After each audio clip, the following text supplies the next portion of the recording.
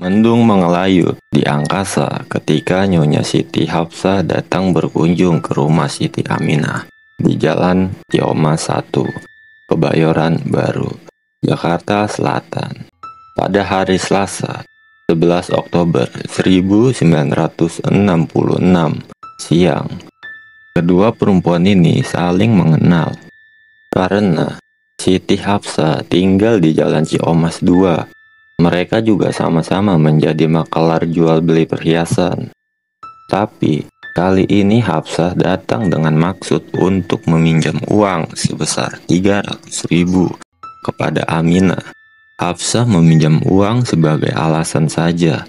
Pasalnya, dirinya selalu kesulitan ketika menagih uang cicilan pembelian perhiasan kepada Aminah bila tenggat waktu sudah tiba. Benar saja. Ketika Hafsah mengutarakan maksudnya, Aminah mengaku sedang tak punya uang. Padahal, beberapa hari sebelumnya, Hafsah tahu bila teman bisnisnya itu baru saja menjual jam mahal dan mendapatkan uang dari objekan lain sebagai makelar tanah. Hafsah terus merajuk agar Aminah mau meminjamkan uang yang dimintanya. "Kalau saya tidak punya uang bagaimana? Kok maksa-maksa?" jawab Aminah dengan suara mulai meninggi karena Hafsah terlihat mendesaknya. Mendengar jawaban itu, Hafsah mulai kesal. Dia mengatakan, Aminah bukan tidak punya uang, tapi memang tidak punya niat menolong teman. Saat ketegangan mulai meningkat, tiba-tiba warung Aminah yang ada di depan rumah kedatangan pembeli. Aminah terpaksa meladeni pembelinya. Aminah sehari-hari berjualan gado-gado, minuman cendol, dan makanan ringan lainnya. Setelah pembelinya pergi, emosi Aminah muncul kembali. Hatinya masih panas mendengar ucapan Hafsah tersebut. Diraihnya pisau yang biasa digunakan untuk berjualan gado-gado di warung tersebut. Tubuh Hafsah langsung jatuh menggelepar. Aminah lalu menyeret tubuh temannya itu ke dalam kamar yang sebelumnya sudah dibungkus karpet. Lalu disembunyikan mayat Hafsah di kolong tempat tidurnya. Keberadaan jasad Hafsah di kolong tempat tidur tak diketahui oleh suami Aminah, Ahmad, dan anak angkatnya Neni yang masih kecil. Jasad Hafsah berada di kolong ranjang selama 3 hari. Anehnya, Ahmad dan Neni tak pernah mencium bau busuk. Tetapi, karena khawatir bau tak sedap semakin merebak keluar, Aminah berniat untuk mengubur jasad temannya di kebun belakang rumahnya. Dia berhasil merayu Mursidi, anak seorang pemilik rumah yang disewanya. Awalnya Mursidi menolak menggali lubang setelah tahu siapa yang bakal dikuburkan. Tapi, karena diiming-imingi bakal menerima imbalan uang yang cukup besar, dia pun akhirnya menyanggupinya. Pada Jumat 14 Oktober 1966, pukul 03.00 WIB, ketika suami dan anaknya masih terlelap tidur, Aminah mengeluarkan jasad korban di belakang rumah. Mursidi sudah menunggunya untuk menggali lubang. Namun, khawatir waktu tak cukup dan ketahuan tetangga yang mulai bangun, rencana pun akhirnya berubah. Aminah dan Mursidi sepakat untuk membuang saja jasad korban ke sungai. Sebelum itu, Aminah terlebih dahulu memotong bagian kaki dan tangan korban agar mudah dimasukkan ke dalam keranjang. Mursidi bertugas menyewa bemo yang disopiri Rojali untuk diantar ke Manggarai. Rojali sempat bertanya tentang isi keranjang yang mereka akan bawa. Karena terlihat keduanya membawa keranjang yang berat, sontak Aminah menjawab bahwa isi keranjang itu adalah daging yang hendak mau dibawa ke Sukabumi. Rojali yang tanpa curiga langsung membawa keduanya ke arah Manggarai. Sesampainya di Manggarai, Aminah dan Mursidi minta turun. Alasannya, di tempat itu mereka akan menunggu mobil omprengan menuju Sukabumi. Aminah dan Mursidi menurunkan keranjang. Rojali pun pergi melanjutkan perjalanan menuju kawasan Senen. Setelah Bemo Rojali tak terlihat lagi dari pandangan, Aminah dan Mursidi bergegas menggotong keranjang. Keduanya melemparkan begitu saja keranjang tersebut ke sungai. Lalu mereka bergegas pulang menuju rumahnya masing-masing. 3 jam kemudian, keranjang itu pun ditemukan oleh warga. Hari itu, warga Jakarta gempar dengan penemuan mayat seorang perempuan. Kabar penemuan mayat di sungai sampai ke telinga keluarga Hafsah. Sudah 4 hari mereka mencari ke sana kemari, tapi Hafsah hilang bak di telan bumi. Sehari sebelumnya, pada hari Kamis 13 Oktober 1996, keluarga Hafsah ditemani Ketua RT setempat, Sutarji, melaporkan kehilangan ke Polres Jakarta Selatan. Setelah menerima kabar, mereka mendatangi kantor polisi untuk menanyakan penemuan mayat tersebut. Polisi memberitahu ciri-ciri mayat yang ditemukan. Di antaranya memiliki kulit kuning langsat, memakai baju putih model Shanghai, tubuh bagian kaki dan tangannya terpotong, namun hilang tak ditemukan. Perwakilan keluarga di antara Sutarji pergi menuju kamar jenazah Rumah Sakit Cipto Mangunkusumo. Mereka pun histeris setelah ciri-ciri mayat itu cocok dengan identitas Hafsah. Polisi segera membentuk tim penyelidikan yang dipimpin oleh Brigadir Kudori.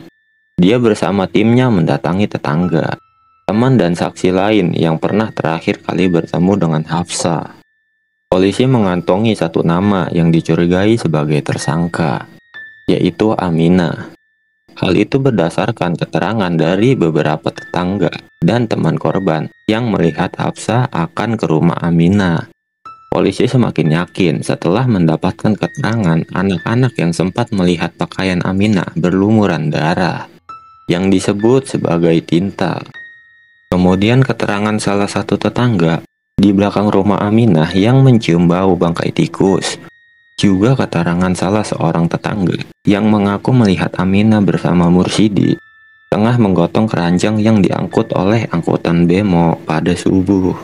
Mendengar informasi itu, polisi mendatangi rumah sewaan Aminah dan Ahmad. Ternyata rumah itu kosong karena keluarga itu sedang pergi ke acara undangan. Polisi akhirnya mendatangi Mukmin, pemilik pavilion yang disewakan kepada Aminah dan Ahmad. Tujuan polisi datang adalah untuk memeriksa kamar Mursidi. Di tempat itu, polisi menemukan potongan plastik hitam. Ketika ditanyakan, Mursidi sempat berbohong. Tapi setelah didesak polisi, akhirnya dia mengaku bahwa plastik itu bekas potongan plastik untuk membungkus jasad Hafsah. Mursidi dibawa ke kantor polisi untuk dimintai keterangan lebih lanjut. Malam harinya, Ketua RT Sutarji mendapatkan kabar dari Mukmin bahwa Aminah bersama suami dan anaknya sudah pulang ke rumah. Tapi menunggu polisi datang, Sutarji ditemani Hansip mendatangi rumah tersebut. Sempat terjadi ketegangan di antara Sutarji, Hansip, dan Ahmad. Namun, setelah dijelaskan, Ahmad hanya diam ketika Sutarji dan Hansip membekuk Aminah yang dituduh telah membunuh Hafsah. Lalu mereka dibawa ke kantor polisi malam itu juga. Di hadapan penyidik kepolisian, Aminah akhirnya mengakui pembunuhan tersebut. Dia mengatakan sangat kesal dengan sikap Hafsah yang dianggapnya memaksa untuk pinjam uang. Keesokan harinya, polisi melakukan rekonstruksi pembunuhan di tempat kejadian perkara di Jalan Cioma 1. Usai mempraktekkan adegan pembunuhan, polisi sempat bertanya kepada Aminah akan diapakan jasad itu. Rencananya sama seperti di rumah di Jalan Jibitung, jawab Aminah keceplosan. Polisi terperanjat mendengar jawaban Aminah. Polisi ingat kasus hilangnya Nyonya Mangku Siswoyo, warga Jalan Cikajang, Kebayoran Baru, Jakarta Selatan. Pada 1959, wanita berumur 65 tahun itu sempat dicari-cari keluarganya. Polisi sempat menerima laporan kehilangannya dan melakukan penyelidikan, tapi hasilnya nihil. Nyonya Mangku tak ditemukan, bak hilang di telan bumi. Aminah menuturkan, 7 tahun lalu, dirinya bersama suami sempat tinggal di Jalan Cibitung. Aminah berkenalan dengan Nyonya Mangkusiswoyo karena menjalankan bisnis jual beli perhiasan. Kepada polisi, Aminah menjelaskan, pembunuhan itu terjadi pada tanggal 5 Desember 1959. Saat itu, Nyonya Mangku datang ke rumahnya untuk menawarkan sejumlah perhiasan. Aminah tertarik dengan liontin seharga 5.000. Dia ingin membeli liontin tersebut dengan cara dicicil.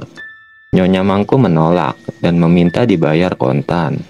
Mendengar hal itu, Aminah kesal, tapi dia berniat membelinya. Bukan uang yang diterima. Leher Nyonya Mangku malah dicekik hingga lemas dan tewas. Jasadnya disembunyikan di kolong tempat tidur kamarnya. Anehnya, suaminya tak pernah tahu kalau di bawah ranjang ada mayat orang lain. Pada tanggal 7 Desember 1959, pukul 05.00 WIB, Aminah menyeret jasad Nyonya Mangku ke belakang rumah. Dengan sadis, Aminah memotong tubuh korbannya itu menjadi beberapa bagian kecil. Potongan tubuh itu dikuburkan di bawah pohon mangga di belakang rumah. Polisi pun geleng-geleng kepala mendengar sebuah pengakuan perempuan kelahiran 4 Agustus 1928 asal Cikuray, Sukabumi, Jawa Barat tersebut. Aminah yang biasa dipanggil Mince merupakan anak ketiga dari 4 bersaudara, pasangan Hasan Zainal dan Uni. Ayahnya pernah menjadi camat di daerah Sumedang semasa pemerintahan kolonial Belanda. Tim penyidik bergegas mendatangi lokasi kuburan Nyonya Mangku di Jalan Cibitung. Setelah digali, ditemukan kerangka tulang belulang yang sudah tak utuh lagi. Penemuan tersebut dikabarkan kepada keluarga Nyonya Mangku yang hampir 7 tahun lamanya menanti kabar keberadaannya. Semakin didalami kasus tersebut, polisi dibuat terkejut dengan pengakuan Aminah yang lain. Dia bahkan mengaku telah membunuh 3 anak angkatnya tanpa sepengetahuan siapapun juga, termasuk suaminya sendiri. Dia juga pernah membunuh Sumarni, sahabat kecilnya yang dia tolong. Aminah mengatakan telah mengubur jasad Sumarni di Pantai Sukawayana, Pelabuhan Ratu, Sukabumi. Namun ketika polisi membongkar kuburan sesuai tempat yang ditunjukkan, tak ditemukan apapun. Di hadapan penyidik, Aminah menuturkan pembunuhan yang dilakukannya atas bisikan gaib. Dia mengaku belajar ilmu spiritual kepada adik yang tinggal di Pelabuhan Ratu. Bila ingin kaya raya, dia harus membunuh 25 wanita dan 3 bayi, serta darahnya harus diminum. Penyidik polisi pun sempat menangkap Ade, namun polisi membebaskan Ade karena tidak cukup bukti yang kuat atas pembunuhan yang dilakukan Aminah. Malah, sang guru spiritual itu telah menyimpangkan ajarannya.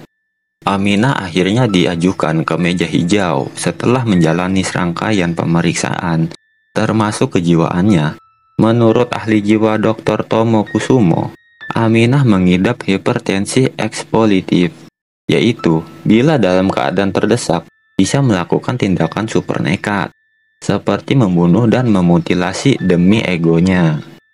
Oleh Pengadilan Negeri Jakarta Selatan, perempuan berusia 38 tahun itu diganjar vonis 20 tahun penjara. Dia dijebloskan ke lembaga permasyarakatan khusus wanita Bukit Duri.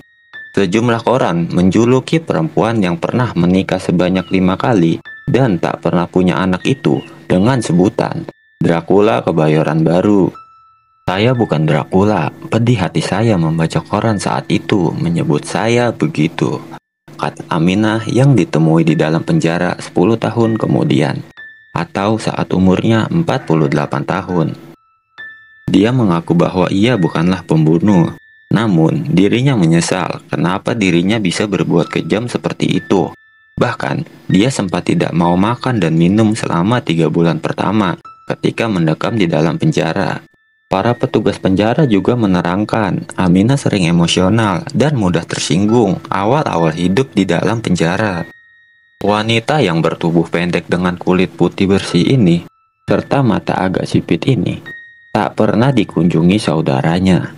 Saya di penjara saja mungkin mereka tak tahu, ucapnya lirih.